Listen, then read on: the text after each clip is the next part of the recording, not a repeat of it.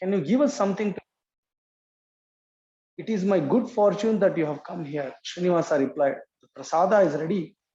So please sit down and eat it. So he had cooked prasad, right? He had cooked the bhoga and he had offered it. And then, so he was very happy to receive sannyas. But you only have a small quantity of rice, they said. How will you feed us all? Srinivasa replied, do not worry. Your hunger will be assuaged simply by the potency of Lord's remnant. See, that was the devotion he had. That conviction in the Mahaprasada. He said, don't worry, even a little bit will satisfy you. Sannyasis sat in 2 rows and Srinivasa happily served them the prasada. Actually, Srinivasa had cooked only about a half a kilogram of the rice, but 11 people were able to eat to their full satisfaction. When Vishnupriya heard about this incident from Ishan, she understood that Lord Chaitanya's prediction had come true and she decided to meet the boy. That night, when Vishnupriya, accompanied by her maid servant, Ishan, went to bathe in the Ganges, she saw a maid servant, sorry, not Ishan, maid servant. She might have had a maid servant, lady maid servant. She saw the beautiful Srinivasa and felt great happiness with herself. She thought, I want to speak to this boy, but I do not know how to approach him. How can I look into a young man's face and speak to him? Because Vishnupriya Mataji was also a very young lady. And how could, she was thinking, she knew that this young boy is a great devotee, Srinivasacharya. But she was thinking that how can I look into his face and talk to him? I'm a widow, in one way widow, because Mahaprabhu had renounced and also he had disappeared. If my Lord gives me strength, I will overcome my shyness and know that he is my Lord's mercy. Vishnupriya then ordered Ishan was also there, to summon Srinivasa to that she could ask him why he was also crying. When Srinivasa heard that he had been invited to Chaitanya Mahaprabhu's house by Vishnupriya, he raised his arms and danced in ecstasy. Later, when he arrived at the Lord's house, he was shivering with ecstasy. His ecstatic symptoms were so intense that he found himself unable to enter the house and so remained at a distance from it. Ishan then informed Vishnupriya, O Devi, here is Srinivasa. He is your servant and is offering obeisances to you. Vishnupriya removed her veil and looked at Srinivasa's face. When she did so, she immediately understood that the person standing before her was empowered by her beloved Lord Chaitanya Mahaprabhu. Setting aside her shyness, she called for Srinivasa and asked him why he was always crying and why he was wandering about alone. In reply, Srinivasa told her what Pandit Goswami had ordered. Means he had ordered to bring the Bhagavatam, but he left this world. He also informed her of how Chaitanya Mahaprabhu had ordered him to go to Vrindavan, although he had not yet been able to do so. Oh, my child, you are still young. Vishnupriya said, it is too early for you to renounce your family. I think you should go home. It is difficult to become detached from material life. Srinivasa folded his hands and prayed, Oh, mother, please allow me to stay here and serve your lotus feet. Only then will my life be successful and will I be saved from all danger. I have no one in this world except my mother. Now my only desire is to go to Vrindavan, but I know that such a journey is not possible without Chaitanya Mahaprabhu's mercy. Vishnupriya replied, you should go to Vrindavan when you are mature. This is also another advice. We should always take it very seriously. Mature means not only the age, it's about the maturity in devotion. We should not just think that, oh, I've become devotee, I should jump into the higher plane. No, we should be very careful going to dhams or going to the higher places because we might commit an offense there. So Srinivasa spent the night crying and calling out for Pandita Goswami. Srinivasa's feelings of separation, Pandit Goswami is Gadadhar Pandit. Srinivasa's feelings of separation intensified Vishnupriya's own feelings of separation from her Gauranga. Her distress doubled as she remembered her Lord. O readers, please now hear how Vishnupriya Devi chanted. If you hear this, you will realize the Supreme Lord's transcendental pastimes. So I think we should stop here because it's a new topic from here on. because it describes wonderful qualities of Vishnu Priya Mataji. So we can continue from Wednesday next week. So probably we'll stop here. Mataji, you have any questions? So it's 4:20 almost now, 4:16. Yeah, Hare Krishna, Prabhu. Mataji, Hare Krishna. Yeah, I was thinking that Yes. even though we don't have much of a knowledge about all this, about the books you're reading, but reading about all that, Mm. I mean, sitting, it is like an association only, isn't it? Yes. Yes. Of Re- course.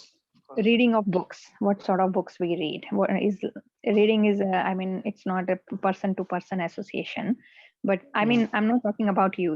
You are still, I'm having association of you at the moment, but Yeah. I mean, you are reading, so you are in association of the books, isn't it? Mm. Mm. So Yes. these books, so they also, I mean, influence us and bring changes in our thinking and all that, isn't it? Yes. Of course. Yeah. Of course, it does. Yes. Yes, it does.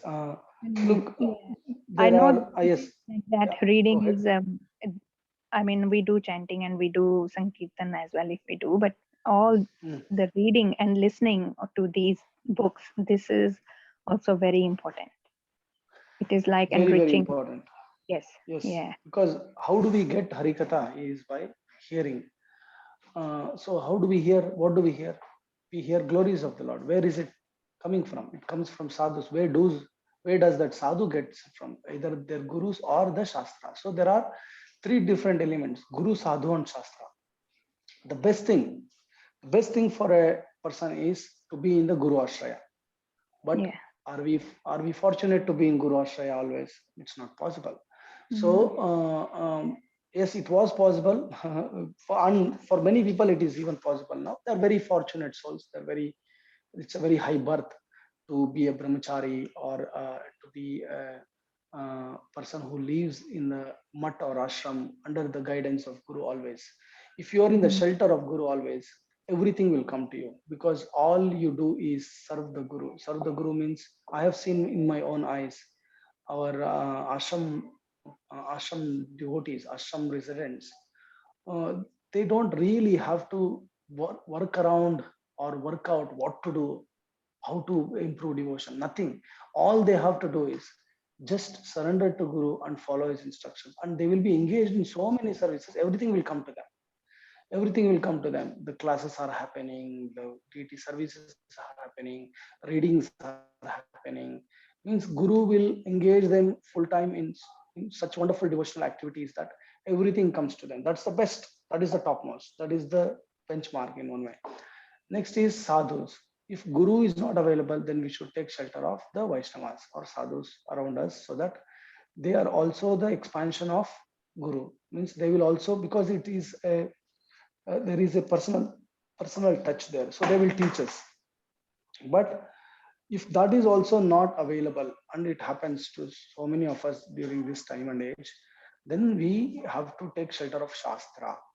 Then again, shastras, what to read? There are unlimited books of different subject matters. So many things are, we don't know what to read, and even if we read, we might not understand it properly, because there are even Bhagavad Gita is like that. We cannot just open the Bhagavad Gita and understand it. It needs to be, we need to have proper guidance. We need to understand in the proper angle of vision.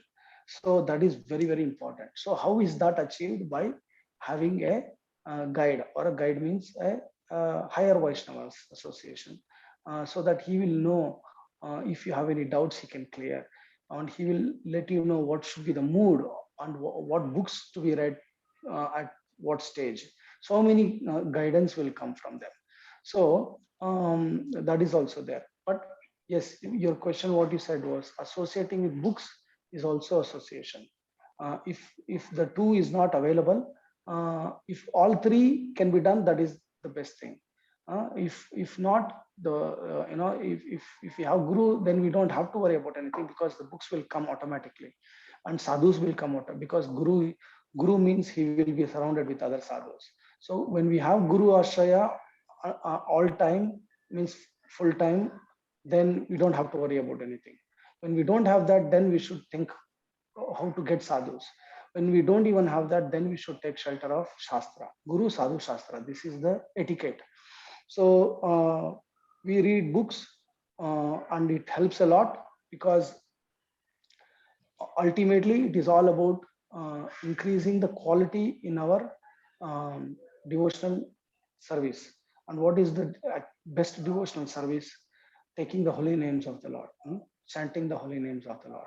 So all these processes, reading books, going to yatra, associating with devotees, doing deity worship at home, receiving prasadam, all these things, honoring prasadam, is to all these activities will give us more mercy, strength to take the Yes, name more qualitatively. Do we get the? Do we follow?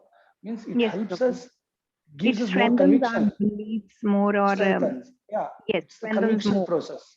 And Yeah, yes, exactly. And I mean, we feel more encouraged, I would say, isn't it? yes, For absolutely, somehow absolutely. automatically, like Harikatha these are is like what. steps, isn't it? Steps. It is the steps, and it is more than anything. It is all supporting. The center is Nam. Center is only through holy name we can basically get Krishna's mercy. We can get Krishna's love. Only through holy name we everything is revealed. But how to chant the holy name? Just by uttering holy names, is it pure chanting? No. Shuddha chanting means pure chanting means Shuddha Nam means it is basically how well we have faith in the process. If we have staunch faith in the process, how will it come? By hearing more about uh, the process and the glories. So when we hear more and more and more about the whole bhakti process, then our conviction increases. Then we have more taste to chant the name, and also we have more faith in the name also. So it increases the faith in the name, chanting the name. So Shuddha Nama is not easy to chant. We are anchoring, we are endeavoring to chant uh, one Shuddhanama. One Shuddhanama, Krishna descends on the tongue. They say that if we take Shuddhanama, we can have direct darshan of Krishna. He gives us divine eyes to see him. But we are not in that stage. It's a long process. It might take whole life or many lives. It's not in our hands. It all happens through mercy. How does the Shuddhanam we can take? That is also by mercy. And how will the mercy come? Why mercy will only come when we please the higher quarter. Higher quarter means higher devotees. How are they pleased? When we approach in a proper way. What is the proper way? When we are humble, when we are tolerant, when we give respect all the living entities, and we don't have any abhiman on ourselves. So when we develop real humility, genuine humility, how will that come again? By doing these processes, by hearing constantly, by associating constantly, by chanting constantly. All these things are watering process. If we keep watering more and more and make sure that no weeds are growing, and keep a fence where no mad elephants will come in, means we don't commit aparad. All these things will help us to strengthen our conviction, our faith in taking the process further. What is the process? It is nothing but chanting. So ultimately, chanting is everything. Means taking the holy name is everything. So, but again, taking the holy name, I think one might think everything is holy name. So why to do this and that? I will just sit and chant. That is just in one way. It is also ego, because I will get everything because it on my strength I can chant. We don't have any strength to chant even holy name. Holy Mm. name cannot be. It is not. It is the other way around. Means our lips cannot move the heart. The sound vibrated from the lips cannot move the heart. The heart, when it is moved, makes the tongue to vibrate continuously. So it's the other way. So how can we move the heart? What moves heart? Krishna, when he gets seated on the heart, then heart is moved. When his mercy is received, heart moves. When heart is moved, the naam will come automatically. The shuddha naam will come, means the proper name will come automatically. That name we should hanker for. How do we clean, how do we invite the Lord to our heart? By keeping our heart clean. Heart clean means free of all the anarthas, free of all the unwanted desires. Anarthas means desires, nothing but. Anarthas means, artha means the uh, uh, the proper desire. What is the proper desire? What is the proper artha, meaning of life? Krishna is the meaning of life. Artha means meaning. What is the real artha? Wealth. Another meaning of artha also is wealth. What is the real wealth of this for the jiva? Krishna. So anartha means what is not Krishna is anartha, means other desires. We have other desires. What are the other desires? Mainly it is our senses. These are our desires. Our family means it's all, everything is extension of our ego. Simple as that. Ego is the senses, and everything is extension of our ego. So when that is nullified, when that is taken off, and that is cleared, then automatically uh, Krishna is there. Krishna is sitting there. When there is no Maya, there is automatically Krishna there. Krishna is always covered by Maya. That's it. But Krishna need not to be brought from somewhere else. Krishna is everywhere. He's always there. But when we can't see him because he is covered by. He is not influenced by Maya, but we are covered by Maya, so we can't see him.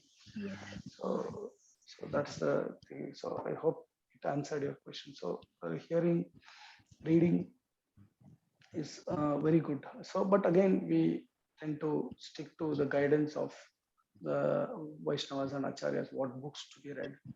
Because simply sometimes reading any book, another book, what will happen is it should not disturb our faith. Because once we have the goal set, uh, we should march to that goal in a proper direction.